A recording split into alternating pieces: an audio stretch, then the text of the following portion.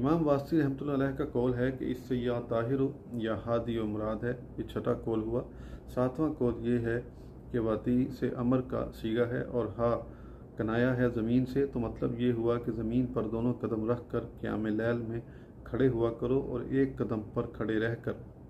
اپنی جان کو مشقت میں نہ ڈالو، جیسا کہ اللہ تعالیٰ نے فرمایا ہے مَا أَنزَلْنَا عَلَيْكَ الْقُرْآنَ لِتَشْقَىٰ۔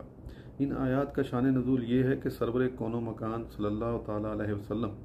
شب بیداری اور قیام اللیل میں بڑی محنت و مشقت سے کام لے رہے تھے۔ اس پر اللہ تعالیٰ نے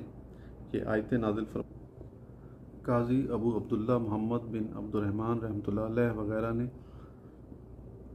قاضی ابو الولید الباجی علیہ رحمہ سے اجازت لی اور اپنی سند کے ساتھ بیان کیا کہ ہم سے حدیث بیان کی۔ حافظ ابو ذر نے، ان سے ابو محمد حموی نے، ان سے ابراہیم بن خریم شاشی نے،